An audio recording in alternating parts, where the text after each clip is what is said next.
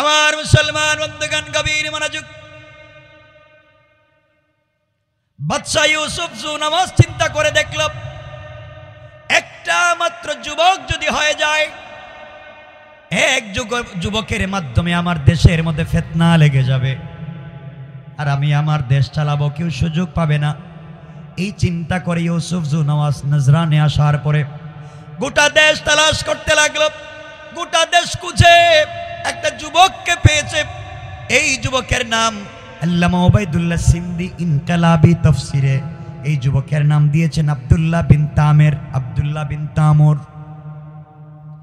আমার বন্ধুগণ, বাদশাহ যুবকটাকে বলছে, ও যুবক, তুমি শুধুমাত্র কেবলমাত্র জাদুবিদ্যার মাধ্যমে আমার দেশে ফিতনা তৈরি করে দিবা, বিনিময়ে তুমি যা চাইবা তাই পাইবা, কিন্তু তুমি আমার দেশে ফিতনা তৈরি করে দিতে পারলেই হলো, আমি আমার ক্ষমতায় থাকব। আমার বন্ধুগণ, সংক্ষেপ করে বলি, এই বাদশাহ ইউসুফ নওয়াজ আব্দুল্লাহ বিন তামেরকে দিয়া এই দেশ থেকে কালিমাওয়ালাকে ধ্বংস করে দিতে চায়, ইসলামী আন্দোলনকে মুছে দিতে চায়। এই জন্যে বিদেশে ট্রেনিং এর জন্য পাঠাচ্ছে। এই বাদশাহ শেষ পর্যন্ত জাদুকরের কাছে পাঠাইয়া দিল আব্দুল্লাহকে। দুইটা রওয়ায়াত আশরাফ আলী থানভী বয়ানুল কোরআনে লিখেন, কেউ বলেছেন প্রতিদিন সকালবেলা চলে যায়, বিকেল বেলা যুবক বাড়িতে ফিরে আসে। কেউ বলছেন 6 মাসের জন্য চলে গেল, 6 মাস পরে বিকাল বেলা, 6 মাস পরে যুবক আসতেছে, জাদুবিদ্যা শিক্ষা করে দুনিয়ার বড় জাদুকর হয়ে আসতেছে। এই যুবকের মাধ্যমে সমাজ থেকে দিনকে মুছে দিবে। মুসলমান বন্ধুগণ, মনে রাখবা, বাদশা চাইল এই যুবকের মাধ্যমে আব্দুল্লাহ বিন তামিরকে দিয়া নজরান নামক দেশ থেকে তাওহীদ আর রিসালাতকে মুছে দিতে চাইবে। কোটি কোটি টাকা খরচ করে বিদেশে জাদুবিদ্যা শিক্ষা করাইয়া সে তাকে পাঠিয়ে দিয়েছে, আমাদের তার দেশে নজরানে পাঠিয়ে দিয়েছে সমাজকে নষ্ট করার জন্যে। আর আমার আল্লাহ কৌশল করলেন, শোনো রে বাদশা, তুমি যেই যুবকের মাধ্যমে এই দেশ থেকে দিনকে মুছে দিতে চাও, আমি আল্লাহ কৌশল করলাম এই যুবকের মাধ্যমে এই সমাজে দিন জিন্দা করে দিতে চাই। আল্লাহু আকবার বলেন। আমার আল্লাহ বুঝাতে চান যুবকরে, ও বাদশা ইউসুফ নওয়াজ, তুমি কোটি কোটি টাকা খরচ করে ইনভেস্ট করে আব্দুল্লাহকে বিদেশে ট্রেনিং দিয়া নিজের দেশে নজরানে এনে এই দেশ থেকে তাওহীদ আর রিসালাতকে মুছে দেওয়ার কৌশল করেছো। আমি আল্লাহ কৌশল করলাম, তুমি যেই জিনিস দিয়া দিনকে মুছে দিতে চাও, আমি আল্লাহ ওই জিনিস দিয়া দিনকে জিন্দা করতে চাই। আমার আল্লাহ এই জন্য কোরআনে কারিমের অনেক জায়গায় বলেছেন, আমার আল্লাহ বললেন, ওয়া মাকারু ওয়া মাকারাল্লাহ ওয়াল্লাহু খায়রুল মাকিরিন।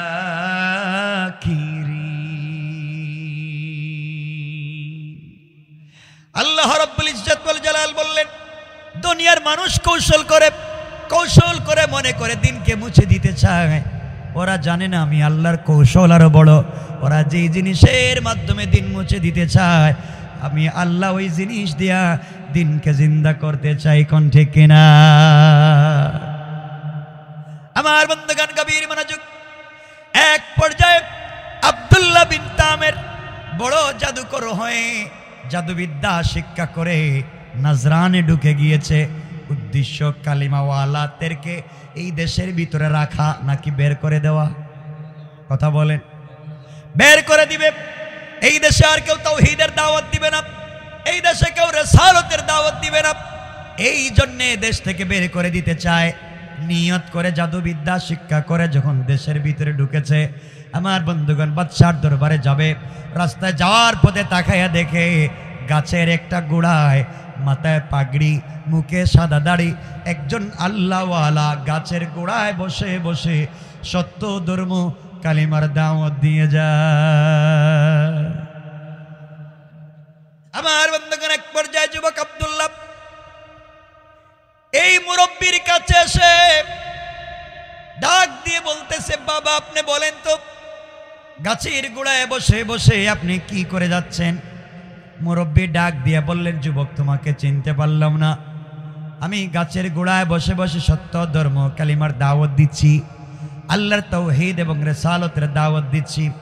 আব্দুল্লাহ ডাক দিয়ে বলছে, মুরব্বী ও আঙ্কেল, আপনি কি জানেন না এই দেশের বাদশা নিষিদ্ধ করে দিয়েছে, এই দেশের বাদশা আইন করে নিষিদ্ধ করে দিয়েছে, এই দেশে কালিমার দাওয়াত চলবে না, এই দেশে তাওহীদ আর রিসালাত চলবে না, আপনি কেন দ্বীনের দাওয়াত দিচ্ছেন? আপনি কি জানেন আপনাদেরকে হত্যা করা হবে? আপনাদেরকে হত্যা করবার জন্যে, দেশ থেকে বের করে দেওয়ার জন্যে আমি জাদুবিদ্যা শিক্ষা করে এসেছি। আপনি দেশের ভিতরে অন্যায়ভাবে আইন বিবর্জিত দ্বীনের দাওয়াত দিচ্ছেন। আমি বাদশার সঙ্গে দেখা করে আসতেছি, আপনাদেরকে দেশ থেকে তাড়িয়ে বের করে দেওয়া হবে। এই হুমকি দিয়া আব্দুল্লাহ বিন তামির আল্লাহর ওলি মুরব্বির সামন থেকে যখন চলে যায়,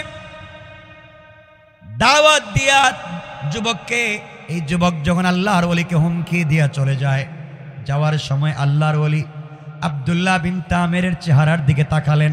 প্রথমেই তাকাইয়া কাঁদলেন, তারপরে মুচকি হাসতে লাগলেন। যুবক দাঁড়িয়ে গেল আর চিন্তায় পড়ে গেল, ব্যাপার কি? উনি আমার চেহারার দিকে তাকাইয়া কাঁদবে কেন? আমার চেহারার দিকে তাকাইয়া হাসবে কেন? কি এমন করলাম? যুবক ঘুরে ফিরে আবার আসছে, এসে ডাক দিয়ে বলতেছে, মুরব্বী আপনি আমার চেহারার দিকে তাকাইয়া কাঁদলেন কেন? আমার চেহারার দিকে তাকাইয়া হাসলেন কেন? আল্লাহর ওলি আব্দুল্লাহ বিন তামিরকে জবাব দিচ্ছেন, যুবক রে, দুইটা কারণে তোমার চেহারার দিকে তাকাইয়া কাঁদলাম, তোমার চেহারার দিকে তাকাইয়া হাসলাম। যুবক শোনো, আমি চিন্তা করে দেখলাম জীবনের যত মানুষ এই পর্যন্ত আমি দেখেছি, তোমার মতো এত সুন্দর চেহারা কোন যুবককে এই পর্যন্ত আমি দেখি নাই। যুবক, আল্লাহ তাআলা তোমাকে এত সুন্দর করে তৈরি করেছেন, আমি তাকাইয়া দেখলাম তুমি যদি এই মুহূর্তে মরে যাও, তুমি যদি এই মুহূর্তে কবরে চলে যাও, তুমি যদি এই মুহূর্তে দুনিয়া থেকে বিদায় নিয়ে চলে যাও, তোমার সুন্দর চেহারা সুন্দর থাকবে না, সাপ বিচ্ছু তোমার চেহারাকে নষ্ট করে ফেলবে, কবরে গেলে তোমার অস্তিত্ব থাকবে না। এর কারণ তোমার ভিতরে তাওহীদ নাই, তোমার ভিতরে রিসালাত নাই, আল্লাহর পরিচয় নাই, রাসূলের পরিচয় তোমার ভিতরে নাই। তুমি যদি এই মুহূর্তে মরে যাও, কবরে গেলে তোমার অস্তিত্ব থাকবে না, সাপ বিচ্ছু কীড়া তোমাকে ধ্বংস করে ফেলবে। এই জন্যে তোমার চেহারার দিকে তাকাই আমি কাঁদলাম। তোমার মতো বুকা যুবক এই দুনিয়ার জমিনে আর দেখি নাই। তুমি কেন নিজেকে মৃত্যুর পরে ধ্বংস করতে চাও? যুবক, তোমার চেহারার দিকে তাকাইয়া এই জন্যে আমি হাসলাম। যুবক রে, তোমার মতো হাম্মক, তোমার মতো বেওকুফ দুনিয়ার জমিনে আর নাই। তুমি মাত্র জাদুবিদ্যা শিক্ষা করে এসেছো আর মনে মনে ভাবতেছো বহুত বড় গুনাহ করে ফেলেছো। যুবক রে, আমার আল্লাহ রব্বুল ইজ্জত ওয়াল জালাল ঘোষণা করে দিয়েছেন, কেউ যদি আসমান জমিন পরিমাণ গুনাহ করেও মাফ চায়, আল্লাহ বলছেন তাকে মাফ করে দিবেন। কোন সুবহানাল্লাহ। যুবক আব্দুল্লাহ, তোমার চেহারার দিকে তাকাই ওই জন্য আমি হাসলাম। আল্লাহর কাছে তুমি যদি ক্ষমা চাও, তুমি যে অপরাধ করেছো, অন্যায় তুমি করেছো, এই মুহূর্তে তুমি যদি আল্লাহর কাছে ক্ষমা চাও, আমার বিশ্বাস আল্লাহ শুধু তোমাকে ক্ষমা করে দিবেন তা না, আল্লাহ তোমাকে ক্ষমা করে দিবেন, বিশ্ববিখ্যাত বুজুর্গ ওয়ালি বানাইয়া দিবেন। আর কালিমা পড়লে অন্তরে তুমি স্বাদ পাইবা, কলিজায় শান্তি পাইবা, জবানে স্বাদ পাইবা, অন্তরে শান্তি পাইবা। তুমি যদি কালিমা পড়ো, আমার বিশ্বাস আল্লাহ তোমাকে ক্ষমা করে জান্নাতি বলে ফয়সালা করে দিতে আমার আল্লাহর এক মিনিটও দেরি হবে না। পড়েন সুবহানাল্লাহ। যুবক আব্দুল্লাহ, তুমি মাত্র জাদুবিদ্যা শিক্ষা করেছ, আর কোনো বড় অপরাধ করো নাই। আমার মন বলতেছে আল্লাহ তো রহমান, আল্লাহ রহিম, আল্লাহ তোমাকে ক্ষমা করে দিবেন। তুমি আল্লাহর কাছে ক্ষমা চাও, আল্লাহ তোমাকে অবশ্যই নাজাত দিবেন। মাত্র 1-2 মিনিট ওয়াজ করলেন, 1-2 মিনিট নসিহত করলেন, এই জাদুকর বিশ্ববিখ্যাত জাদুকর একটা যুবককে বুঝালেন। যুবক ডাক দিয়ে বলতেছে, বুজুর্গ আল্লাহর ওলি, আমি যদি তওবা করি, এই মুহূর্তে কালিমা পড়ে মুসলমান হয়ে যাই, সত্যি কি আমার গুনাহ মাফ হয়ে যাবে? আমি কি আল্লাহর বুজুর্গ হতে পারবো, ওলি হতে পারবো, আর আমি কি জবানে স্বাদ এবং অন্তরে শান্তি পাবো? আল্লাহর ওলি বললেন, যুবক রে, তুমি শুধু জবানে স্বাদ আর অন্তরে শান্তি তুমি পাবা তা না, আমার বিশ্বাস আল্লাহর সঙ্গে তোমার এমন একটা সম্পর্ক হয়ে যেতে পারে, তুমি দুনিয়ার জমিনে যা চাইবা চাইতে দেরি হবে, আল্লাহ তোমাকে দিতে দেরি হবে না। পড়েন সুবহানাল্লাহ। আল্লাহর ওলি 1-2 মিনিট কথা বললেন। যে যুবকটাকে বাদশা টাকার বিনিময়ে পাঠিয়েছে ধ্বংস করার জন্য, আল্লাহর ওলি 1-2 মিনিট কথা বলবার কারণে যুবকের মন চেঞ্জ হয়ে গেল। যুবক বলতেছে, হুজুর দেরি করা যায় না, এই মুহূর্তে আপনি চাইলে আমাকে কালিমা পড়াইয়া মুসলমান বানাইয়া দেন। কান সুবহানাল্লাহ। আল্লাহর ওলি দাঁড়িয়ে গেলেন, যুবকটাকে কালিমা পড়িয়ে দিলেন, যুবক মুসলমান হয়ে গিয়েছে।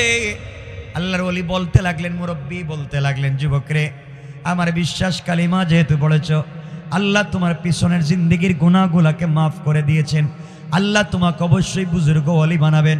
যুবক ডাক দিয়ে বলছে, হুজুর আপনি বললেন কালিমা পড়লে জবানে স্বাদ পাওয়া যায়, অন্তরে শান্তি পাওয়া যায়, আমি তো কালিমা পড়লাম কিন্তু স্বাদ তো পাই না। আল্লাহর ওলি বললেন, যুবক রে, তুমি কালিমা পড়েছো ঠিকই, কিন্তু কালিমার অর্ধেক পড়েছো, অর্ধেক বাকি আছে। আল্লাহর ওলি কালিমার বাকি অর্ধেক কি? আল্লাহর ওলি যুবকটাকে বললেন, যুবক রে, কালিমার বাকি অর্ধেক হয়েছে, এই মুহূর্তে তোমাকে আমার বুকের সঙ্গে লাগাই একটা চাপ দিব, একটা জাতা দিব, আমার বিশ্বাস একটা চাপে তোমার কল পরিষ্কার হয়ে যাবে, আল্লাহর আরশ পর্যন্ত দেখা যাবে। কোন সুবহানাল্লাহ। যুবক ডাক দিয়ে বলছে, হুজুর আপনি আমাকে চাপ দিতে পারেন। আল্লাহর ওলি যুবকটাকে বুকের সঙ্গে জড়ালেন আর চিৎকার করে আল্লাহর কাছে ডাক দিয়া বললেন, আল্লাহ, এই যুবকটাকে বাদশা কোটি কোটি টাকা খরচ করে জাদুবিদ্যার জন্য পাঠিয়েছে, আল্লাহ তাআলা যুবক জাদুবিদ্যা শিক্ষা করে আমার দেশে আসছে। আয় আল্লাহ তাআলা, আমি চাই এই যুবকের মাধ্যমে দেশে দিন জিন্দা হয়ে যাক, এই দেশের মানুষ দিন জানুক। আল্লাহ, আমি তো তার অন্তরকে, বুকটাকে আমার বুকের সঙ্গে জড়াইয়া ধরেছি, আল্লাহ তাআলা তুমি তার অন্তর থেকে কুফরি নেফাকি দূর করে তোমার ইলমে মারিফতের নূর, তোমার পরিচয় তার অন্তরে দিয়ে মুনওয়ার করে দাও। আল্লাহর ওলি যুবক আব্দুল্লাহ বিন তামিরকে বুকের সঙ্গে জড়াইয়া চিৎকার করে যখন দোয়া করতে লাগলেন, যুবক ডাক দিয়া বলতেছে, আল্লাহর ওলি আপনি আমাকে ছেড়ে দেন, কসম আল্লাহ পাকের জাতের, আপনার একটা চাপে এই মুহূর্তে আল্লাহর আরশ পর্যন্ত পরিষ্কার দেখা যায়। আল্লাহর ওলি বুজুর্গ তাকে ছেড়ে দিলেন। এবার যুবক বলতেছে, হুজুর এতক্ষণ পর্যন্ত আমার যে কন্ডিশন কোয়ালিটি ছিল, আমি এখন জবানে স্বাদ পাচ্ছি, অন্তরে শান্তি পাচ্ছি, আমি যেন কি হারিয়ে ফেলেছিলাম আমি পেয়ে গিয়েছি। আল্লাহ রাব্বুল ইজ্জত ওয়াল জালাল কোরআনে বললেন, ইন্না কাইদাশ শাইতানি কানা দাঈফা। আল্লাহ রাব্বুল ইজ্জত ওয়াল জালাল জানাইয়া দিলেন, কাফেরেরা যে কৌশল করে দিনকে মুছে দেওয়ার জন্য, ওদের কৌশল আমি আল্লাহর কাছে মশা মাছির চাইতে আরো বেশি দুর্বল। কোন সুবহানাল্লাহ। আমার বন্ধুগণ, এক পর্যায়ে যুবক বলতেছে, হুজুর আমি তো শান্তি পাচ্ছি, কারণ ইলম সিনা দের সিনা, ইলম এক সিনার থেকে আরেক সিনায় যায়, শুধু কিতাব পড়ে পাওয়া যায় না। এজন্য জিবরিল আমিন রাসূল পাক সাল্লাল্লাহু আলাইহি ওয়াসাল্লামের কাছে এসে বলছেন, ইকরা। রাসূল বলছেন, আমি জানি না। আবার বলছেন, ইকরা, আমি তো পারি না। আবার বলছেন, ইকরা, আমি তো পারি না। জিবরিল আমিন আল্লাহকে বলছেন, আল্লাহ কার কাছে তুমি কোরআন দিয়ে পাঠাইছো, যে আসমান জমিন নিতে চাইলো না, পাহাড় পর্বত নিতে চাইলো না, এই কোরআন তুমি কার কাছে দিয়ে পাঠিয়েছো? বেচারা তো পড়তেই পারে না। আল্লাহ বলছেন, আমার বন্ধুকে কষ্ট দিস না জিবরাইল, আমার বন্ধুকে বুকের সঙ্গে জড়াও আর বুকটাকে বুকের সঙ্গে লাগাই একটা চাপ দাও। আমার বিশ্বাস জমান নাড়াতে হবে না, আমি আল্লাহ 30 পারা কোরআন তার সিনার ভিতরে ফিট করে দেওয়ার ওয়াদা দিলাম। কারণ ইলম সিনা দের সিনা, ইলম এক সিনার থেকে আরেক সিনায় যায়। আমার বন্ধুগণ, কষ্ট হচ্ছে আপনাদের? এক পর্যায়ে যুবক, বাদশাহ যুবকটাকে পাঠিয়েছে এই দেশ থেকে কালিমা বন্ধ করে দিবে, এই দেশ থেকে দিন মুছে দিবে, ঠিক না? কথা বলেন না কেন? বাদশার কৌশল হচ্ছে এই যুবকের মাধ্যমে সমাজ থেকে দিনকে উঠায় দিবে। আর আল্লাহ কৌশল করলেন, ও বাদশা, তুমি যে জিনিস দিয়া দিন মুছে দিতে চাও, আমি আল্লাহ ওয়াদা করলাম এই জিনিস দিয়া এই সমাজে দিন জিন্দা করব। সুবহানাল্লাহ বলবেন না? আওয়াজ করে বলেন না সুবহানাল্লাহ।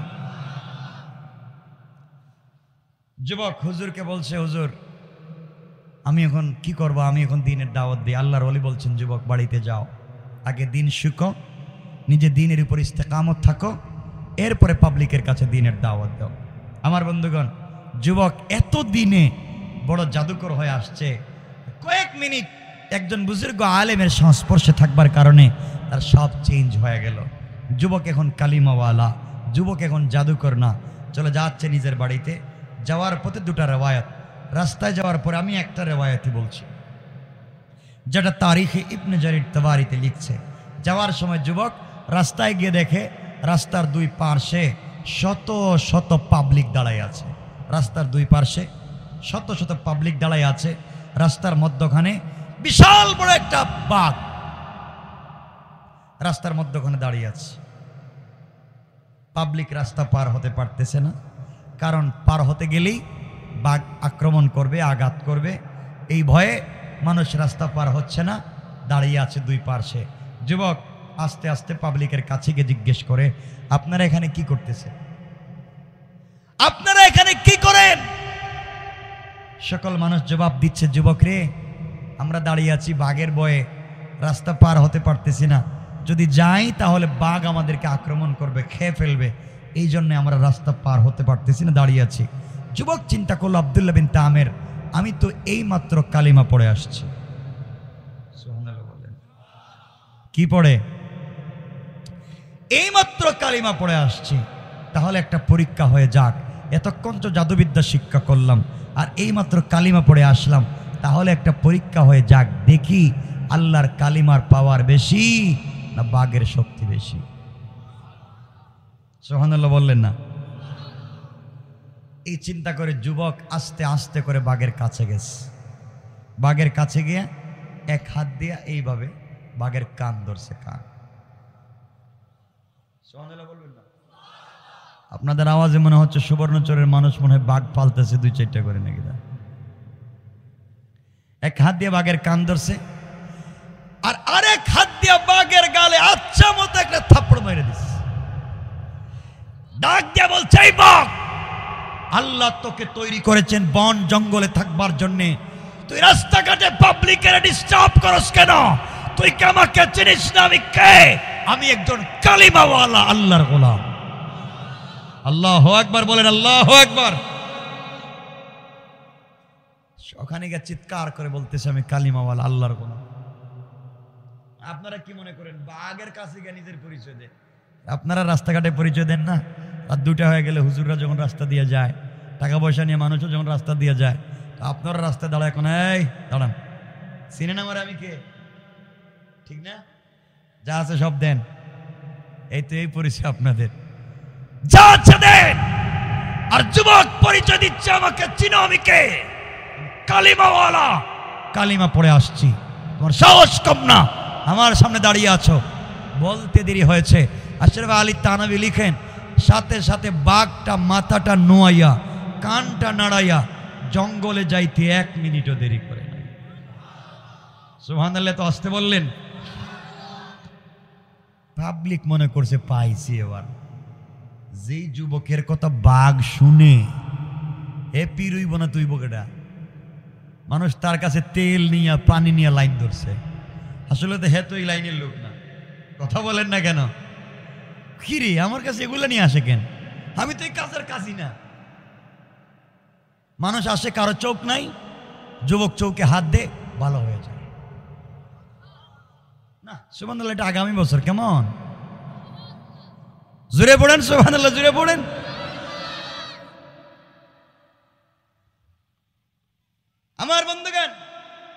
পাবলিক আসতে লাগলো। কারণ আল্লাহওয়ালা যদি ইমানের উপরে আপনি স্পিরিট নিয়ে থাকতে পারেন, পৃথিবীর কোনো সুপার পাওয়ার কোনো ক্ষমতা আপনাকে দাবাইয়া রাখতে পারবে না। ঠিক কিনা বলেন? সাদ বিন আবি ওয়াক্কাস রাদিয়াল্লাহু তাআলা আনহু পৌঁছে গেলেন আফ্রিকার পারে, আরব রাজ্য শেষ করে তিনি চলে গেলেন সাগরের পারে। 40,000 মধ্যে মুজাহিদ সেনাবাহিনী মুসলমান সাথে সাদ বিন আবি ওয়াক্কাস বক্তৃতা করছেন, শোনো মুসলমানেরা, রাসূল এই দুনিয়ার জমিনে নাই, তাই বলে ইসলাম শুধু কি আরব দেশে থাকবে নাকি আফ্রিকার জঙ্গলে ইসলাম যাবে? 40,000 মুসলমান বলছেন, সাদ বিন আবি ওয়াক্কাস, আমরা তো অপারও ইসলাম নিতে চাই, কিন্তু বিশাল সাগর, কোনো কুল নাই, কিনারা নাই, কেমনে পার হব? লঞ্চ নাই, স্টিমার নাই, কেমনে যায়? সাদ বিন আবি ওয়াক্কাস বললেন, যে আল্লাহর তাওহীদ, যে আল্লাহর কথা পৌঁছে দেওয়ার জন্য যাব, সে আল্লাহর কথায় নদী চলে, সাগর চলে, সে আল্লাহর উপরে ভরসা করে সাগরে জাপ দিব, বিশ্বাস পানি আমাদের ক্ষতি করতে পারবে না। আল্লাহু আকবার বলেন। বিশ্বাস ছিল এমন, তাদের স্পিরিট ছিল এমন, দ্বীনের প্রতি শক্ত থাকা, অবিচল থাকা। আমার বন্ধুগণ, সংক্ষেপ করে বলি, সাদ বিন আবি ওয়াক্কাস 40,000 সেনাবাহিনী নিয়ে চলে গেলেন সাগরের উপরে, গুড়া চালাইতেছে। আরে গুড়া কোথায় চলে? সাগরের পানির উপরে গুড়া চলে। সুবহানাল্লাহ বললেন না? আরে কল্প কাহিনী নয়, শুনেন, সাগরের উপরে গুড়া চলে, গুড়ার পায়ে পানি লাগে না। সাহাবায়ে কেরাম পার হয়ে যায়, তাদের পায়ে পানি লাগে না। আল্লাহ বলছেন, তোমরা যখন আমার তাওহীদকে বিজয় করবার জন্য রাস্তায় নেমে যাও, কেউ থাকুক আর না থাকুক, স্বয়ং আমি আল্লাহ ওখানে হাজির হয়ে যাই।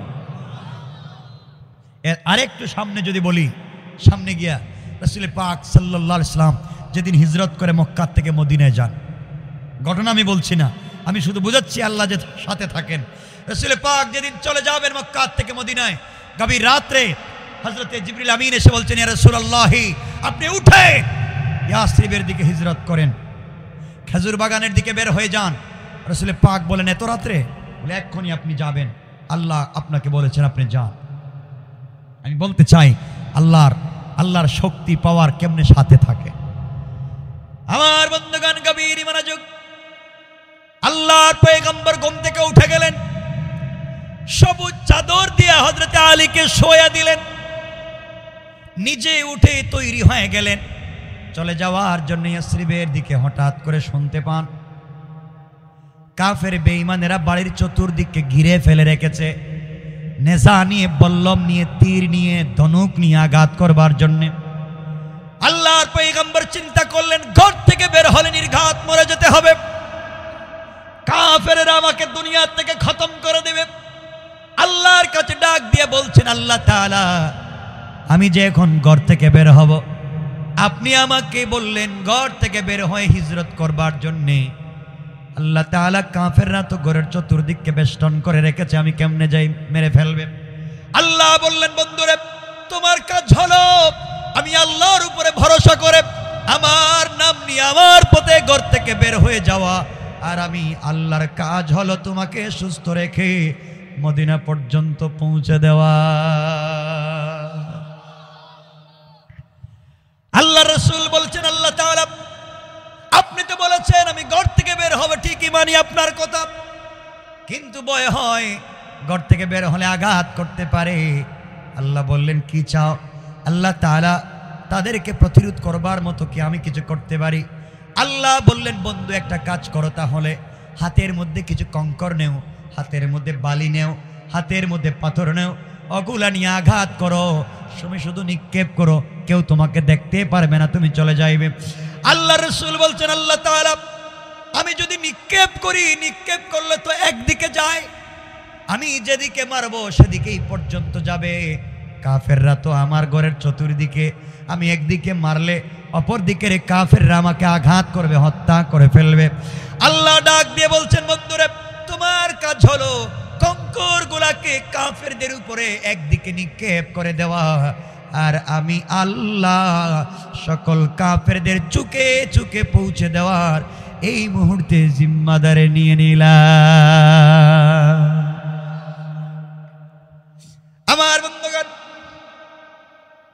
পয়গম্বর হাতের মধ্যে পাথর নিলেন, ঘর থেকে বের হলেন, কোরআন থেকে তেলাওয়াত করলেন, কঙ্করগুলো হাতের মধ্যে নিয়ে শুধু সামনের দিকে মারলেন।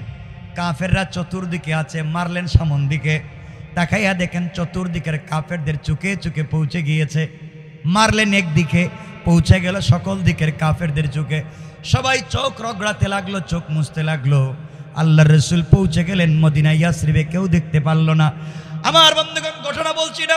যাওয়ার পরে আল্লাহ একদিন বলছেন, বন্ধুরে ওই দিন তুমি না বললে একদিকে মারলে একদিকে যায়, তাহলে ওই দিন চতুর্দিকের কাফেরদের চুকে চুকে পাথরগুলা পৌঁছে গেল, কেউ তোমাকে ধরতে পারলো না। ব্যাপার কি, কেমনে ঘটলো?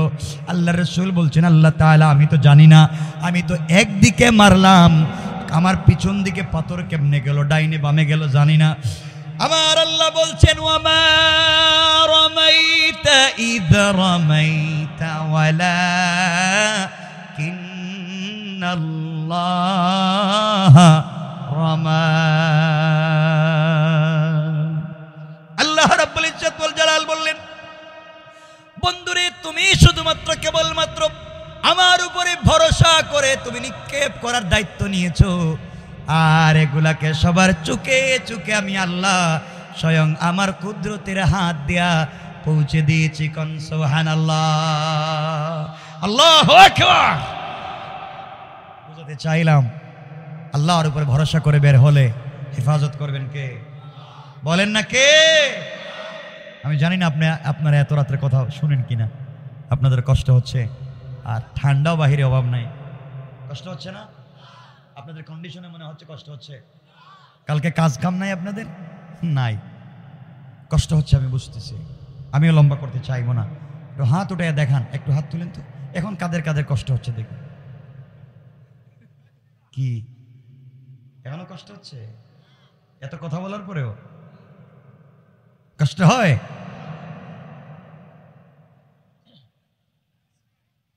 আমার বন্ধুগণ, 12টা হয়ে যাচ্ছে কাছাকাছি, খেলাফে সুন্নাহ 12টার পরে কথা বলা। তাও আমি কিছু বলছি, কিন্তু আপনারা বসে আছেন আলহামদুলিল্লাহ।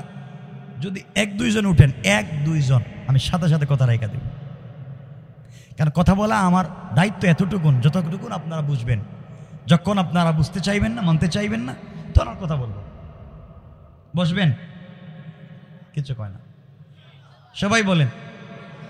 মনে হইতেছে এই সাইডের কি রোহিঙ্গা নাকি? তা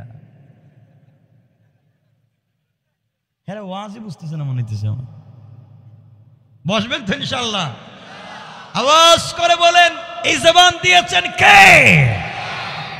আমাদের উপরে যত বিপদ আসুক না কেন, সকল কাজে আমরা ভরসা করব কার উপরে? আওয়াজ করে বলেন, কার? আমাদের কেউ কিছু করতে পারবে না। তো বলতেছিলাম, লম্বা করব না। সাদ বিন আবি ওয়াক্কাস গুড়া দৌড়ে ওপারে চলে গেলেন। সাথীদেরকে বলছেন, কিও তোমাদের পা দেখি তো। সবাই পা দেখলেন, পায়ের নিচেও ভিজে নাই, গুড়ার পাও ভিজে নাই। সাগর পার হয়ে গিয়েছেন। একজন সাহাবী এসে বলছেন, সাদ আমাদের নেতা, কি এই যে আমার একটা বাটি ছিল, বাটি, পেয়ালা, প্লেট, গ্লাস, মানে একটা যে কোনো জিনিস, আমি পানি পান করি, আমি এটা দিয়ে ওযু করি, রাত্র হয়ে গেলে আমার মাথার নিচে রেখে ঘুমাই। দুনিয়ায় সম্পত্তি বলতে আমার কিছু নাই, ওই একটা প্লেট অথবা একটা গ্লাস অথবা একটা জগ অথবা একটা পেয়ালা, একটাই, এটা দিয়ে আমি পানি পান করি, রাত্র হয়ে গেলে মাথার নিচে দিয়ে ঘুমাই, আমি এই পানি দিয়ে ওযু করি। আমার এটা তো সাগরে বাসায় নিয়ে গেছে, পাইতেছি না। সাদ বিন আবি ওয়াক্কাস বলছেন, শোনো মুসলিম মুজাহিদ, তুমি যা বলছো তাই যদি সত্যি হয়, এই নদী আল্লাহর হুকুমে চলে, আর আল্লাহর হুকুমকে জিন্দা করবার জন্য আফ্রিকায় এসেছি। আমার বিশ্বাস নদী হয়তো ভুল করছে, আবার তোমাকে পৌঁছায় দিবে। আচ্ছা, কোন তো নদী নাকি ভুল করছে, বাসায় নিয়ে কোত্থেকে কই গেছে। সাদ বিন আবি ওয়াক্কাস ওনারা সান্ত্বনা দিচ্ছেন, তুমি এটা পাইবা। কিছুক্ষণ পরে সাগরে একটা জোয়ার এসেছে, জোয়ারের ধাক্কায় অনেক উপরে পানি উঠে গিয়েছে। কিছুক্ষণ পরে জোয়ার ভাটা হয়ে গিয়েছে। সাদ বিন আবি ওয়াক্কাস তাকায় দেখেন, তার পায়ের কাছে ওই সাহাবীর সেই পেয়ালার প্লেটটা পড়ে আছে। আল্লাহু আকবার বলে। আল্লাহ এভাবেই মুসলিমদেরকে হেফাজত করেন, কাজ পর্যন্ত পৌঁছে দেন। তো এই ঘটনা বলবো না, সাদ বিন আবি ওয়াক্কাস পৌঁছে গেছেন আফ্রিকায় মহাদেশে। বাদশাহকে বলছেন, শোনেন, আসলিম তাসলাম, ইসলাম কবুল করেন, শান্তিতে থাকবেন, কোনো আপত্তি নাই, ভাল লাগে না কর দেন, জিজিয়া দেন, এই দেশে থাকেন, আপনাদেরকে নিরাপত্তা দিব আমরা, আমাদেরকে থাকবার সুযোগ দেন, আমরা এই দেশে কালিমার দাওয়াত দিব, তাওহীদের দাওয়াত দিব, মারামারি নাই, কাটাকাটি নাই, ফিতনা নাই। বাদশাহ বলছে, আমরা এগুলো বুঝে বলবো, কিন্তু তোমাদেরকে এই পাবলিকের এলাকায় থাকতে দেওয়া যাবে না। আরব লোক তো, থাকতে দেওয়া যাবে না। কেন? আমরা কোথায় যাব তাহলে? আপনার এই এলাকা ছেড়ে দেন, পাবলিক প্লেস ছেড়ে দেন। তাহলে আমরা রাত্রে থাকবো কোথায়? আপনারা যেখানে ভালো লাগে সেখানে যান, আমার দেশে থাকতে পারবেন না, আর থাকলে আপনাদেরকে গুলি করা হবে। সাদ বিন আবি ওয়াক্কাস বলেন, পাগল, নদীর উপর দিয়ে এলাম, সাগরের উপর দিয়ে পানি লাগলো না পায়ে, এই আল্লাহ তো এখনো আছেন না? নাই মনে হইতেছে, আছেন, এখনো আছেন। আবু জেহেল নাম শুনছিলেন কোনোদিন? আবু জেহেল এর নামই জানেন আপনারা? ওর নাম আবুল হেকাম। এর নাম আবুল হেকাম না, এটাও উপাধি। এর নাম হচ্ছে ওমর। এর নাম কি? ওমর। তার বাবার নাম হচ্ছে হিশাম, তার নাম ওমর। আবু জেহেলের নাম ওমর, তার বাবার নাম হিশাম, তার উপাধি ছিল আবুল হেকাম, হেকমতের বাবা, খুব জ্ঞানী ছিল, মাতব্বর ছিল তো গ্রামের মাতব্বর, পেঁচাইয়া খাইতো, হেও কোনো কাজ কাম করতো না। কথা বুঝেন না? কোনো কাজ কাম করতো না এই শয়তান, শুধুমাত্র এই বিচার সালিশ করেই চলতো, টাকা পাইতো। আসেনি এগুলা? আছে মানে হই আবু জেহেলের ডিম আছে। তা আমি যেটা বলতে চাই, এই আবুল হেকামকে ইসলাম বলছে, আবু জাহাল তুই মূর্খ, মূর্খদের বাপ। তো বলতেছিলাম, আবু জাহাল বলছিল সৌদি আরবে, মক্কা মদিনে ইসলাম থাকবে না। আজও সৌদি আরবে ইসলাম আছে নাই? আবু জাহেল আছে।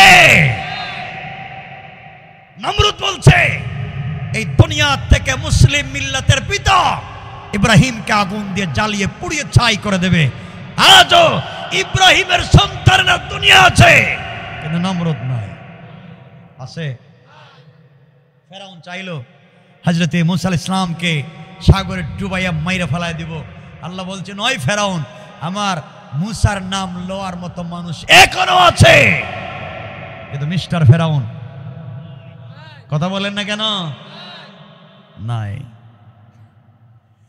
আজ যারা যুগে যুগে বাংলাদেশের ভিতরেও যারা দিনকে মুছে দেওয়ার জন্য, ইসলামকে মুছে দেওয়ার জন্য বারবার চেষ্টা করেছে, তাদের নাম আজকে নাই, কিন্তু ইসলাম এখনো আছে, আগামীতেও থাকবে ইনশাআল্লাহ।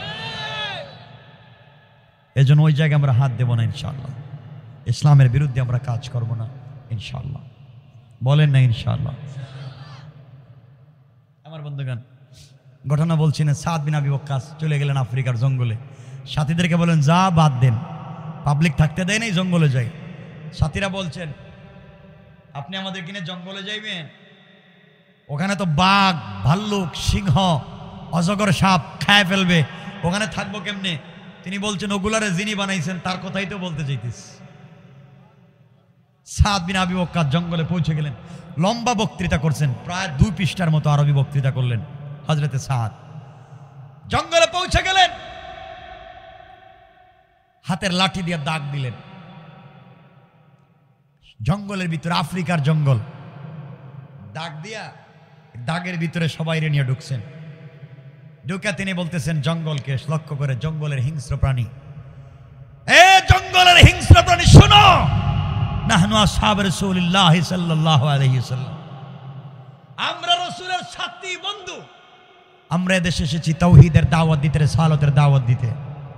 আমাদেরকে পাবলিক দেশে থাকতে দেয় নাই, আমরা জঙ্গলে আসছি। শোনো, এখানে সাপ, অজগর, ভাল্লুক, সিংহ, বাঘ যারা আছো, তোমাদেরকে 24 ঘন্টার সময় দেওয়া হলো, এই জঙ্গল ছেড়ে অন্য জায়গায় চলে যাও। আল্লাহু আকবার বললেন না? আফ্রিকার মানুষ কই, আমরা জীবনে কত পাগল দেখছি, এমন পাগল তোর দেখিনি। পাগলের তো একটা কোয়ালিটি থাকা দরকার। জঙ্গলে গিয়া বাঘের সামনে ওয়াজ করে, ওরা হাসতেছে। হযরতে সাদ বিন আবি ওয়াক্কাস তরবারি খুললেন আর বলেন, দেখো আমার তরবারি। 24 ঘন্টার ভিতরে যদি জঙ্গল খালি করে না দেও, তোমাদের যাকে যেখানে পাওয়া যাবে তরবারি দিয়ে খতম করা হবে। 24 ঘন্টার আলটিমেটাম দিয়া বক্তৃতা শেষ করেছেন। 2-3 মিনিট পরে দেখা যায় বাঘের রাস্তায় বাঘ, সিংহর রাস্তায় সিংহ, অজগরের রাস্তায় অজগর, যার যার ডিম বাচ্চা মুখে নিয়া 24 ঘন্টা নয় 9 ঘন্টার ভিতরে জঙ্গল খালি করে চলে গিয়েছে। আল্লাহু আকবার বলেন। এটার নামই তো দিন। আল্লাহর প্রতি ভরসা, আল্লাহর প্রতি বিশ্বাস। আফ্রিকার পাবলিক দেখলো খাইছে এবার। জঙ্গল থেকে বাঘ ভাল্লুক যাইতেছে, আমরাও মনে বাঁচতে পারতাম না। সকালে এসে স্যার কোনো মারার দরকার নাই, আপনি যা চাইবেন তাই করতে রাজি। আল্লাহু আকবার বলবেন না? দিন এভাবেই পৌঁছে যায়, এভাবেই পৌঁছে যায়। তো বলতেছিলাম, এই আব্দুল্লাহ এভাবেই আল্লাহর পরিচয় দিয়েছে বাঘের সামনে। এখন বাড়িতে গেছে, পাবলিক তেল নিয়ে যায়, পানি নিয়ে যায়। আব্দুল্লাহকে এই কাজের কাজই তো আমি না। যদি মানুষ তেল নিয়ে পানি নিয়ে আসে, ল্যাংরা লুলা দেড় বেটারি, হাত নাই পাও নাই চোখ নাই, দেখে না, যে যে সমস্যা নিয়ে আসে হাত দিলেই ভালো হয়ে যায়। বাবা একটু সুবহানাল্লাহ কম।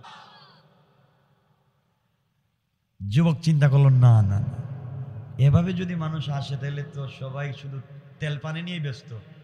আমার কাজ তো দিন জিন্দা করা। বাদশাহ আমার টাকা দিয়ে জাদুবিদ্যা শিখাইছে, আর আমি এখন টার্গেট করলাম যেই সংসদ থেকে আইন করে এই দেশ থেকে ইসলাম মুছে দেওয়ার চেষ্টা করার জন্য আমাকে জাদুবিদ্যা শিক্ষা করতে দিল, আমি এই সংসদ পর্যন্ত কালিমা পৌঁছাইয়ে দেব। আল্লাহু আকবার বলেন। দেখেন কেমনে দিন পৌঁছে যায়। আমার বন্ধুগণ, যুবকের এই কথা গোটা দেশে ছড়িয়ে পড়ল। আমাদের দেশের ভিতরে একটা যুবক আছে, তার কাছে গেলে সকল সমস্যার সমাধান হয়ে যায়। এমন সময় বাদশাহ ইউসুফ জুনাওয়াসের অর্থমন্ত্রী যিনি ছিলেন, তার চোখ ছিল অন্ধ, কানা ছিলেন, কিন্তু জ্ঞানী থাকবার কারণে, মেধা থাকবার কারণে বাদশাহ তাকে মন্ত্রণালয়ে জায়গা দিলেন। তিনি যখন জানতে পারলেন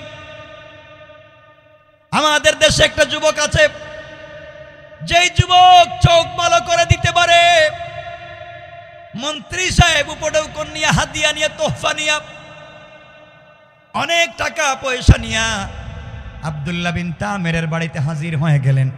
আর ডেকে বললেন, যুবক তোমাকে চিনি না, শুনেছি তুমি নাকি চোখ ভালো করে দাও। আব্দুল্লাহ তো তাকায় দেখতেছে, অর্থমন্ত্রীরে তো আমি চিনি, কেন আসছেন আমার বাড়িতে? বাবা তুমি নাকি মানুষের চোখ দিতে পারো, আমার জীবনে চোখে তো কিছুই দেখতে পাই না, তুমি যদি আমার চোখটা ফিরিয়ে দাও, বিনিময়ে যে হাদিয়া তোহফা আনছি সব তোমার। আব্দুল্লাহ ডেকে বলছে, মন্ত্রী সাহেব চোখ তো আমি ফিরিয়ে দিতে পারি না, চোখের আলো ফিরিয়ে দিতে পারেন আমার আল্লাহ। মন্ত্রী আশ্চর্য হয়ে গেল, আর ডাক দিয়া বললেন, যুবক রে, ও যুবক তুমি বলো আমাদের রবকে, আমাদের আল্লাহকে, আমাদের খোদা তো ইউসুফ জুনাওয়াস, তুমি আবার কোন রবের কথা বলো? আব্দুল্লাহ বলতেছে, ইউসুফ জুনাওয়াস খোদা নয়, ইউসুফ জুনাওয়াস আস্তা বেহুদা। কথা কোন নাকি? ইউসুফ জুনাওয়াস যদি খোদা হবে, ইউসুফ জুনাওয়াস যদি খোদা হবে, তাহলে দেশের এই অবস্থা কেন? আমি ইউসুফ জুনাওয়াসকে মানি না। মন্ত্রী ডাক দিয়ে বলছেন, ও যুবক, আমরা একটা যুবক যার নাম আব্দুল্লাহ, জাদুবিদ্যার জন্য কয়েক হাজার কোটি টাকা দিয়ে তাকে পাঠিয়েছি, ওই যুবক আসলে তোমাদেরকে সাইজ করবে। আব্দুল্লাহ বলতেছে, যেই যুবককে টাকা দিয়ে পাঠাইছেন এই যুবক আমি আব্দুল্লাহ। আল্লাহু আকবার। মন্ত্রী গো, তুমি এই যুবক, তাহলে একটা কার পিছনে টাকা খরচ করলাম? এত বড় জাদুকর হইছ, যেমন চোখ ভালো করে দো, এটা তো জানলাম না। আব্দুল্লাহ বলতেছে, মন্ত্রী রে, তোমাদের টাকা খরচ করে জাদুবিদ্যা শিক্ষা করেছি, এতে সন্দেহ নাই, কিন্তু জাদুবিদ্যা শিক্ষা করে আসার পথে আমার আল্লাহ আমাকে জাদু করে কালিমা পড়াইয়া মুসলমান বানাইয়া মন্ত্রী তোমার সামনে দাঁড় করাইয়া বলতেছে, মন্ত্রী রে, খবরদার কালিমা পড়ো, নাইলে খবর আছে। মন্ত্রী কো, শেষ পর্যন্ত আমারে কালিমার দাওয়াত। এই জন্য আমার আল্লাহ বলছেন, ওয়া মাকারু ওয়া মাকারাল্লাহ,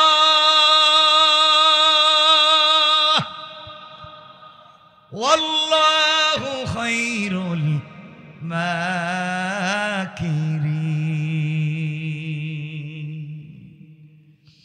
আল্লাহ রাব্বুল ইজ্জত ওয়াল জালাল বললেন তোমরা কিসের কৌশল করো? এবার মন্ত্রী বলছে, ও আব্দুল্লাহ, তুমি কি ইউসুফ জো নামাজকে খোদা মানো না? কয় না, মানি না। ইউসুফ জো নামাজ যদি খোদা হবে তাহলে দেশ রক্ষার জন্য আমারে জাদুবিদ্যার জন্য পাঠাইছে কেন? নিজে কেন নিজের দেশ রক্ষা করতে পারে না? আর ইউসুফ জো নামাজ যদি খোদা হবে, তার নাকের সেন্টার ঠিক নাই, পাওয়ার লাইনের মতো ফাড়া ফাড়া, দাঁত বের হয়ে যায়, টুট মোটা, নিজের চেহারা কালো, নিজে এত কালো হয়ে দুনিয়া এত সুন্দর করে বানাইছে, নিজেরে ঠিক মতো বানাতে পারে না। ওটা খোদা নয়, এটা হলো এই সমাজের শয়তান। মন্ত্রী দেখতেছে তো সব উল্টো হয়ে গেছে, টাকা দিলাম, পয়সা দিলাম, এখন দেখতেছি উল্টা আমাদেরকে ওয়াজ করতেছে। মন্ত্রীকে আব্দুল্লাহ, তাইলে কি করতে হবে বাবা কত? স্যার আপনি আসছেন এত কষ্ট করে হাদিয়া নিয়া, চোখ তো পাইতে চান, চোখ এমনি এমনি পাওয়া যায় না, চোখ পাইতে হইলে কালিমা পড়া লাগে। সুবহানাল্লাহ বললেন না? আব্দুল্লাহর কাজ হলো তোমরাই আইন কইরা কালিমা বন্ধ করছো, এবং তোমারে কালিমা পড়িয়া ছাড়ো। মন্ত্রী সাহেব, চোখ পাইতে হলে কালিমা পড়া লাগবে, নাইলে চোখ পাওয়া যাবে না। মন্ত্রী চিন্তা করলো, এখন যদি কালিমা পড়ি আর চোখ পাই, আর চোখ পাওয়ার পরে কালিমা ছেড়ে দিব, নিয়ত ভালো, কথা বলেন না কেন? কত বড় শয়তান চিন্তা করতেছে, যদি চোখ ছাড়া তো কাজ হবে না, তাহলে যদি বললাম কালিমা পড়ি, কালিমা পড়লাম, এরপরে যদি চোখ পাই, তো চোখ পাওয়ার পরে কালিমা ছেড়ে দিব, সমস্যা কি? এমন পলিটিক্স আমাদের আসেনি? নির্বাচনের আগে দেখবেন ওয়াদা দেয়, আমি যদি মন্ত্রী হতে পারি, এমপি হতে পারি, চেয়ারম্যান হতে পারি, আপনাদের সব ভালো ভালো রাস্তা ভাঙ্গে একবারে গর্ত বানায় দিছে, সব ভাঙ্গে বানায়, সব গর্ত বানায়। নির্বাচিত হওয়ার পরে মাইক্রোস্কোপ লাগাইয়া, লেন্স লাগাইয়া, সার্কিট ক্যামেরা ফিট করে ফেরে আর খুঁজে পাওয়া যায় না। কথা বলেন না কেন? ঠিক কিনা বলেন?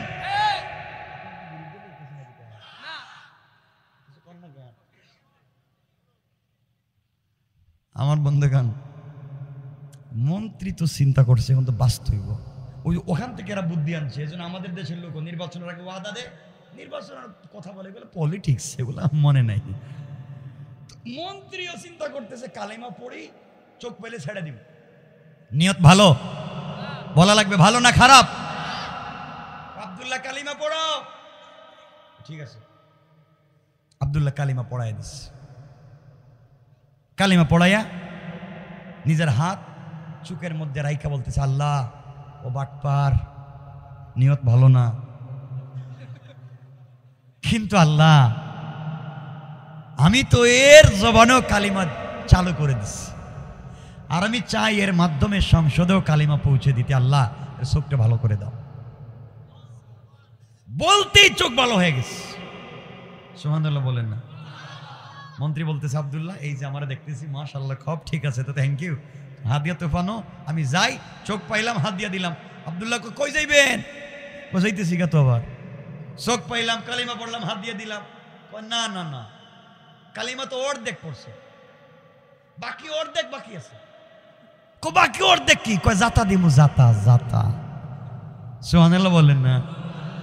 ওরে আল্লাহ, জাতা আবার কি? চাপ দিমু, চাপ দিলে কি হইব? কয় পুরো হইব। দে, আমিও তো জীবনে কত মানুষের চাপ দিছি, কিছুই বাইর হয় না, তুই দিলে আর কি হইব? ছোট মানুষ, দেখতে চাপ। আব্দুল্লাহ মন্ত্রীর বুকের সঙ্গে জড়াইছে, আইলিম সিন আদার সিন, এটাই বুঝাচ্ছি আল্লাহর পরিচয় কেমনে যায়। বুকের সঙ্গে জড়াই আল্লাহর ডাক দিয়া বলছে, আল্লাহ এক নিমো খারাপ রে ধরছি, চোখ পর পর কালিমা ছাইড়া দিতে চায়। আর আল্লাহ আমি চাই, ওর টাকা দিয়ে জাদু শিখছি, ওর এই কালিমা পড়াইছি, ওর মাধ্যমেই আর সংসদে কালিমা পৌঁছে দিতে চাই। আল্লাহ তার অন্তর থেকে কুফরি নেফাকি দূর করে দাও, তোমার ইলমে মারিফতের নূর দিয়া দাও, তাওহীদের রিসালাত ভিতরে ঢুকায় দাও। বইলা দিছে চাপ। মন্ত্রী বলতেছে, আব্দুল্লাহ আমারে ছাইড়া দে, তোর একটা সেকেন্ডের চাপে আল্লাহর আরশ পর্যন্ত দেখা যায়, দেখা যায়। আব্দুল্লাহ ছাইড়া দিছে।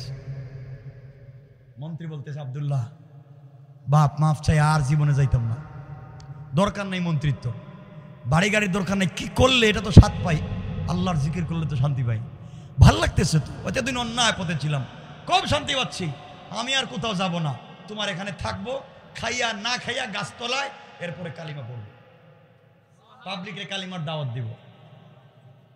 আব্দুল্লাহ কয় না, এই কাজ তো হবে না, আপনাকে সংসদে যাওয়া লাগবে, এখানেই কালিমার দাওয়াত দেওয়া লাগবে। মন্ত্রী বলতেছে আব্দুল্লাহ আমার জন্য দোয়া করবা, আমি যে স্বাদ পাইলাম কালিমা পড়ে, এখন কিচ্ছু দরকার নাই, আমি আজকের থেকে তোমার দলের কর্মী হয়ে গেলাম। আব্দুল্লাহ বলছে মন্ত্রী সাহেব যান, কালকে কোনো অধিবেশন আছে? কালকে আমাদের সংসদ, যান। আমার বন্ধুগণ গভীর মনোযোগ, 12টার উপরে হয়ে গেছে, রেখে দিই। না না না, 12টার উপরে আমি কথা বলি না। কি 2 ঘন্টা? আমার কাজ আছে তো, ঢাকা যাওয়া লাগবে, রাত্রে বেশি হয়ে গেলে কথা বলতে পারি না।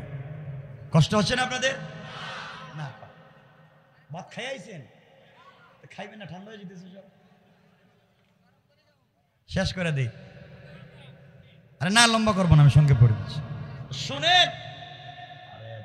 11টা বাজছে, শুয়া 12টা, আমার গড়ি কি ভুল হয়েছে নাকি? না, 12টা 12 হয়ে গেছে। আচ্ছা শোনেন, সংক্ষেপ করে দিচ্ছি, আর লম্বা করবো না। কয় ঘন্টা হইতেছে শোনো আমার বন্ধুগণ। পরের দিন সংসদ অধিবেশন বসছে, প্রধানমন্ত্রী বাদশাহ ইউসুফ জুনামাজ, তার ডাইন পার্শ্বে বসছে অর্থমন্ত্রী, যে চোখ পাইছে।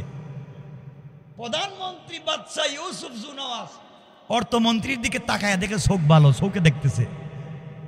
বাদশাহ জিজ্ঞাসা, ও মন্ত্রী চোখ পাইলা কই, কোন ডাক্তারে দিছে? চোখ দিছে আমার আল্লাহ। আল্লাহু আকবার, চিৎকার করে বলেন আল্লাহু আকবার। দীর্ঘদিন পরে সংসদে আল্লাহর নাম। এই জন্য আমার আল্লাহ বলছেন ইন্না কাইদাশ শাইতানি কানা দাঈফা। কিসের কৌশল করলে? এখন মজা বুঝ। বাচ্চা বলতেছে কি বললাম? আল্লাহ চোখ দিছে মানে আমি না তোমাদের আল্লাহ, আপনি একটা বাটপার। বাদশারে যখন মন্ত্রী এই কথা বলছে, মাথা গরম। আমি তোমার মন্ত্রী বানাইছি, গাড়ি বাড়ি আমি দিয়েছি, আমাকে চিনো না? কয় বাদশা খবরদার, কালেমা পড়ো, তাহলে বাদশাহী থাকবে না। আল্লাহু আকবার বললেন না? বাদশা কয় মন্ত্রী খবরদার, বললাম কোন ভূতের পাল্লায় পড়ছো? কোন ভূত তোমার এই বুদ্ধি দিছে কালিমা পড়াইছে? শোনো, 100 কোটি টাকা খরচ করছে আব্দুল্লাহর পিছনে, 1-2 দিনের ভিতরে আসতেছে, জাদুবিদ্যা শিক্ষা কইরা সাইজ করব সাইজ। মন্ত্রী কয় হে আব্দুল্লাহ তো কালিমা পড়াইছে। সুবহানাল্লাহ বললেন না? আল্লাহর কৌশল কার কে? হে আব্দুল্লাহ পড়াইছে, ও আব্দুল্লাহ পড়াইলো। আব্দুল্লাহ মন্ত্রীর হাত পা বাঁধতেছে কালিমার অপরাধে। মন্ত্রীকে বাদশাহ মারতে পারেন। আমার জীবনের সন্ধান পাইনি, সত্যের সন্ধান পাইনি, আমি কালিমা পড়ে আল্লাহর সন্ধান পেয়েছি, আপনাকে আমি মানতে পারবো না, আপনি আমাকে মারতে পারেন। বাদশাহ মন্ত্রীর পিটাইতে শুরু করছে। মন্ত্রী মায়ের খাইতে খাইতে কালিমা তো ছাড়েই না। শেষ পর্যন্ত আব্দুল্লাহ কোথায় তাকে ঠিকানা দিয়েছে, আব্দুল্লাহকে বাদশার দরবারে হাজির করা হয়েছে। আমার মুসলমান বন্ধুগণ গভীর মনোযোগ। এবার আব্দুল্লাহকে বাদশাহ বলছে, আব্দুল্লাহ রে, তোকে কোটি কোটি টাকা খরচ করে গাড়ি বাড়ি দিয়ে পাঠালাম জাদুবিদ্যা শিক্ষার জন্য, করলে কি? আব্দুল্লাহ বলছে বাদশাহ আমার কোনো দোষ নাই, আপনার টাকার আমি ঠিক মতো ব্যবহার করছি, জাদুবিদ্যা শিক্ষা করছি, আপত্তি নাই, কিন্তু ঘরে আসার পথে, রাস্তায় আসার পথে আমার আল্লাহ আমাকে জাদু করে কালিমা পড়াইয়া মুসলমান বানাইয়া এই মুহূর্তে আপনার সামনে হাজির করে আপনার মন্ত্রণালয়ে দাঁড় করাইয়া বলতেছে বাদশাহ কালিমা পড়ে, নাইলে খবর আছে। বাদশাহ যখন দেখছে আব্দুল্লাহ এই কথা কয়, মায়ের শুরু করছে, মায়ের কে তোরে কালিমা পড়াইছে? এক পর্যায়ে আব্দুল্লাহ এই যে মুরব্বী গাছতলায়, মনে আছে নি? মুরব্বীর কথা বইলা দিছে, মুরব্বীর ধৈর্য আনা হয়েছে, বাবা এদেশে কালিমার দাওয়াত দিচ্ছিলেন কেন, নিষেধ? মুরব্বী বলছে, বাদশাহ সব ঠিক আছে, আপনি নিষেধ করেছেন আর আল্লাহ উপর থেকে নির্দেশ করেছে, আমি আল্লাহর নির্দেশ পালন করেছি। আপনি জানেন কালিমার দাওয়াতের অপরাধ কি? জানি না, আপনাকে হত্যা করা হবে। এই কথা বলে এই মুরব্বী মানুষের গাছ কাটার করাত চিনেন তো? করাত, গাছ কাটার করাত মাথায় লাগাইয়া জীবন্ত মানুষকে কালিমার অপরাধে 2 টুকরা করে দিয়েছে। আল্লাহর ওলি ইন্তেকাল করেছেন, শহীদ হয়ে গিয়েছেন, কালিমা ছেড়ে দেন না। আজ আমাদেরকে যদি নির্যাতন করা হয়, কষ্ট দেওয়া হয়, আমরা জীবন দিতে পারি, কিন্তু 1 সেকেন্ডের জন্য কালিমাকে ছেড়ে দিতে পারি না।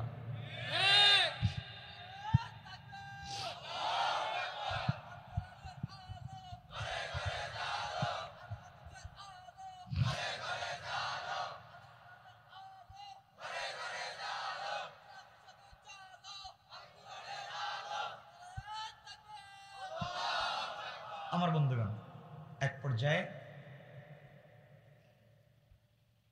সবাই শেষ, মন্ত্রীরও মাইরা ফেলাই দিছে, মুরব্বীরও মাইরা ফেলাই দিছে, আছে শুধু আব্দুল্লাহ। আমার বন্ধুগণ, এবার আব্দুল্লাহকে বাচ্চা ডাক দিয়ে বলছে, আব্দুল্লাহ রে, তুমি যদি এই মুহূর্তে কালিমা ছেড়ে দাও তাহলে আমার দেশের অর্ধেকের মালিক তোমাকে বানাইয়া দিব, নাজরান তোমার নামে অর্ধেক লিখে দিব। কালিমা ছেড়ে দিলে আমার একমাত্র মেয়েকে তোমার কাছে বিয়ে দিব, তুমি আমার মেয়ের জামাই, পুরা দেশের মালিক তুমি হয়ে যাবে, কালিমা ছেড়ে দাও। আব্দুল্লাহ গর্জন দিয়ে দাঁড়িয়ে গিয়েছে আর বলছে, আব্দুল বাদশাহ শোনো, আপনি যদি আসমানের চন্দ্র সূর্যকে আমার এক হাতে উঠাইয়া দেন আর গোটা দুনিয়া রেজিস্ট্রি করে আমার আর এক হাতে উঠাইয়া দেন, জান্নাত থেকে হুর এনে আমাকে বিয়ে দিতে চান, আল্লাহ পাকের জাতের কসম করে বলছি, আমি কালিমা পড়ে যেই শান্তি পেয়েছি সবকিছু লাত্তি দিয়ে ফেলে দিতে পারি, 1 সেকেন্ডের জন্য আল্লাহকে ভুলে যেতে পারি না।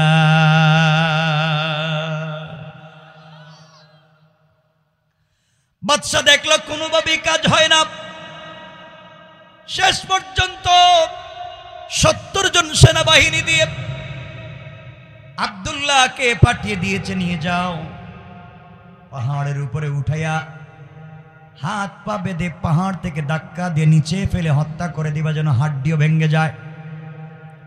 70 জন সেনাবাহিনী আব্দুল্লাহকে পাহাড়ের উপরে নিয়ে গেল, ওখান থেকে ফেলে দিয়ে হত্যা করতে চায়। আব্দুল্লাহ আল্লাহকে ডাক দিয়ে বলছে, আল্লাহ তাআলা, শুধুমাত্র কেবলমাত্র তোমার তাওহীদের কালিমার জন্য আজকে আমার এই অবস্থা।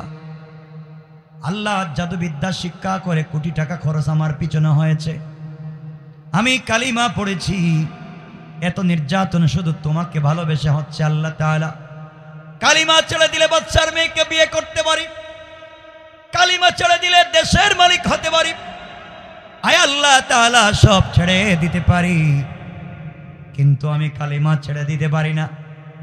আল্লাহ তাআলা, তোমার এক পাগলা গোলাম কালিমাওয়ালাকে তুমি কি হেফাজত করতে পারো না?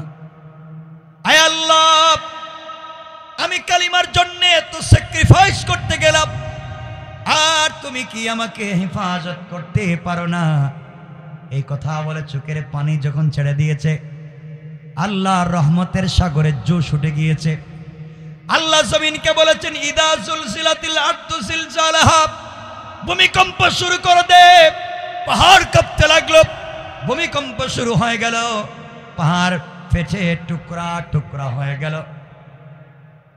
70 জন সেনাবাহিনী আব্দুল্লাহকে ছেড়ে দিয়ে নিজের জীবন বাঁচানোর জন্য দৌড়ায়। এমন সময় আমার আল্লাহ আসমান থেকে আযাবের 70 জন ফেরেশতা পাঠায়া এই 70টা সেনাবাহিনীকে ধরে পাহাড়ের মধ্যখানে ঢুকাইয়া পাহাড়কে আগের মতো একত্রিত করে দিয়েছেন।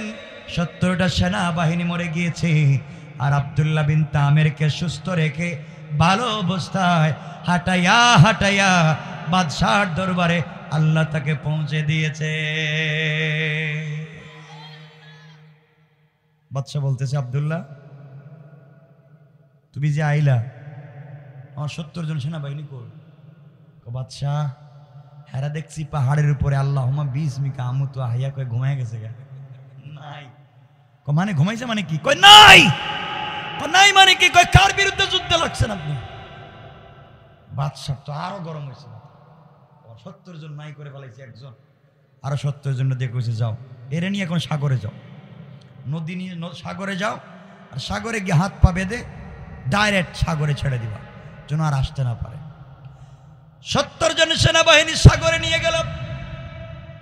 এবার আব্দুল্লাহ ওখানে যাওয়ার পরে সাগরে তাকে ফেলে দেওয়া হবে। আব্দুল্লাহ আল্লাহকে বলছে, আল্লাহ তাআলা তুমি আমাকে পাহাড়ে রক্ষা করেছো, এখন যদি সাগরে রক্ষা না করো কাফেরেরা বলবে তোমার ক্ষমতা পাহাড়ে চলে সাগরে চলে না।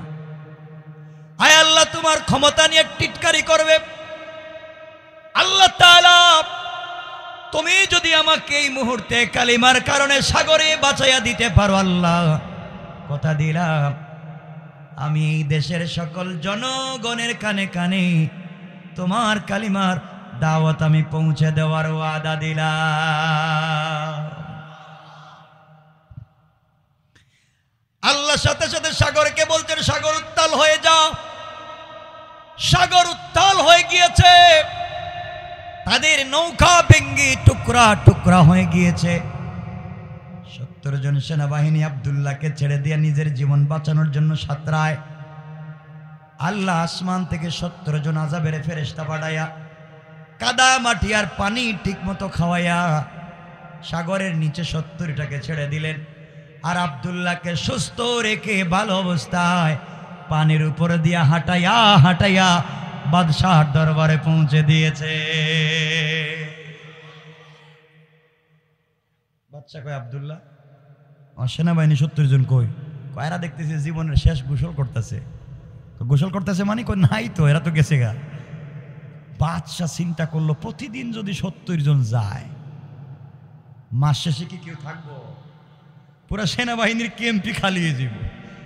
বাদশাহ তো মাথা গরম। আল্লাহ কয়, শয়তান মজা বুঝ, মজা বুঝ এখন কি হবে। বাদশাহ কাঁদতেছে আর বলতেছে, আব্দুল্লাহ তোর পায়ে ধরি, আমারে বাঁচা। আমি কেমনে বাঁচাইতাম? কালিমা পড়েন। এইটা আমার দ্বারা হবে না। তো কি করা লাগবে? তুই নিজেই তোরে কেমনে মারা যায়।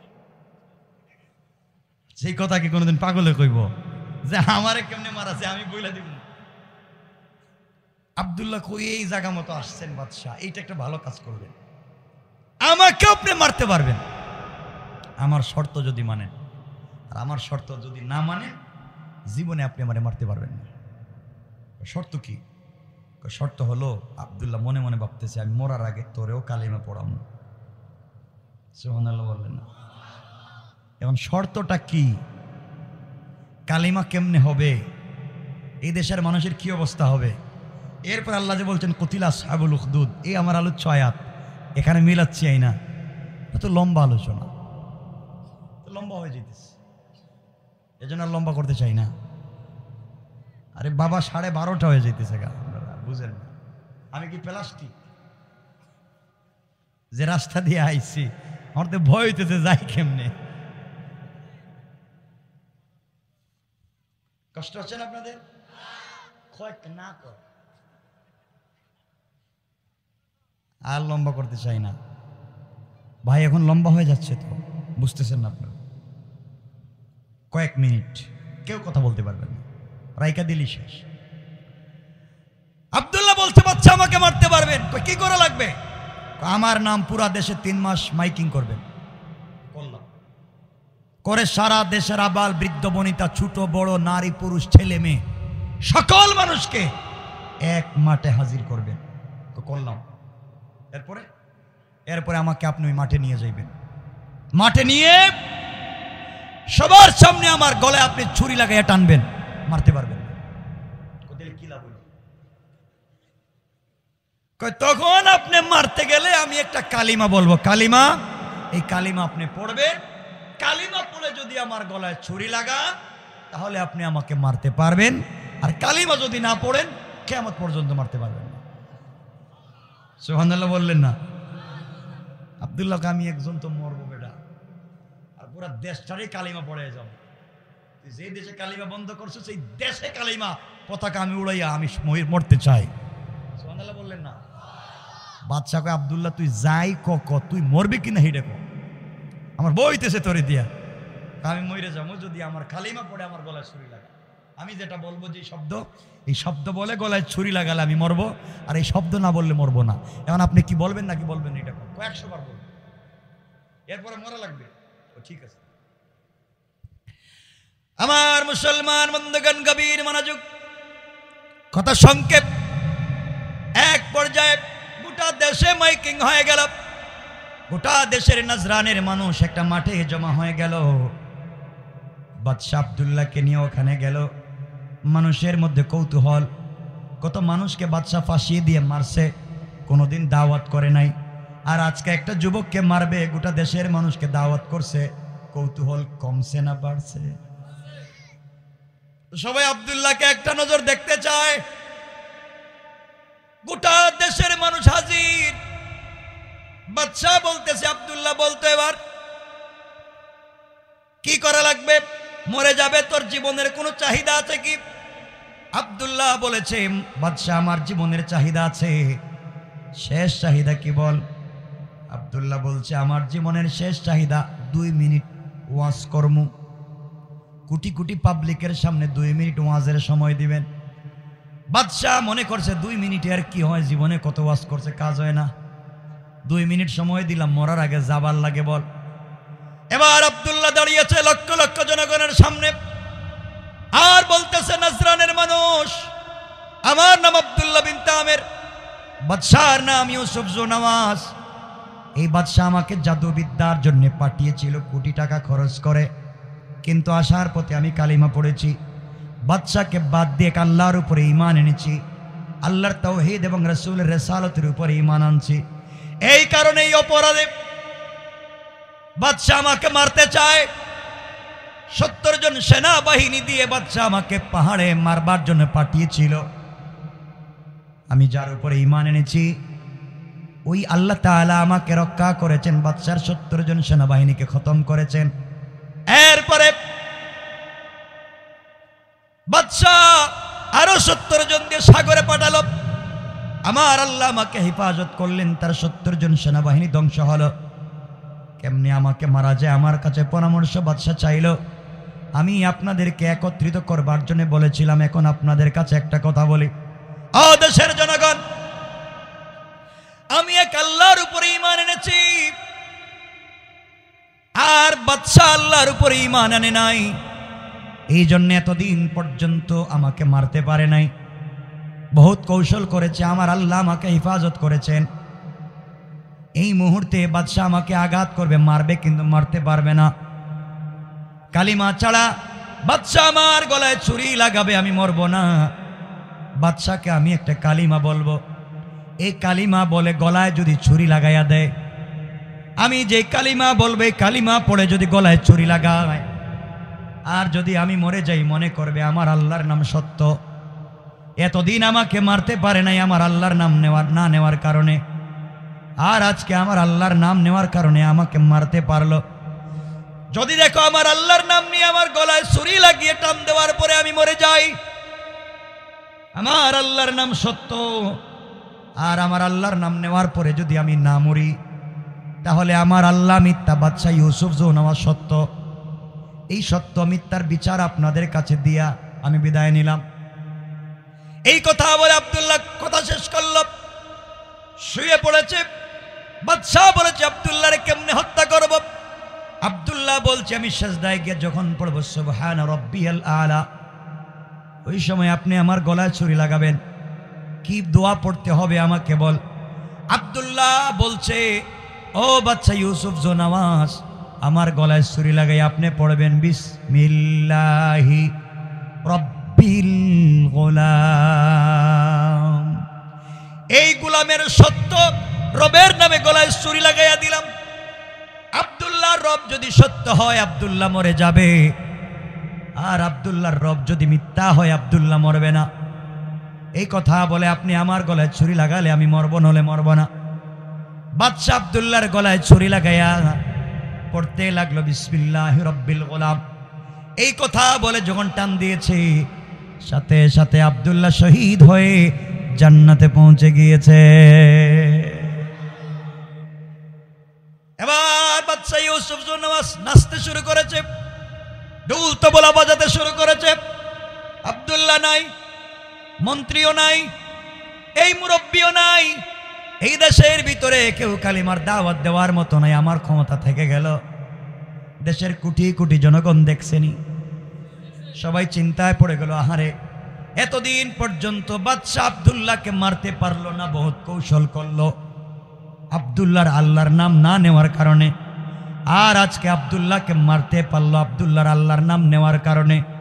তাহলে বুঝতেছি আব্দুল্লাহর আল্লাহ সত্য আল্লাহ, এই বাদশা একটা মিথ্যা দুর্নীতিবাজ। এই সময় গোটা দেশের লক্ষ লক্ষ জনগণ দাঁড়িয়ে গেল আর ডেকে বলছে, বাদশা ইউসুফ জুন্নাস তুমি একটা বাটপার, তোমাকে ভুল মনে করেছি, এতদিন তোমাকে আল্লাহ মনে করেছি, ভুল পথে ছিলাম। আর আব্দুল্লাহর শাহাদতের মাধ্যমে আমাদের চোখ খুলে গিয়েছে। আব্দুল্লাহর রক্ত জমিনে গড়িয়ে পড়েছে, মাজলুমের রক্ত, কালিমাওয়ালার রক্ত জমিনে গড়িয়ে পড়েছে।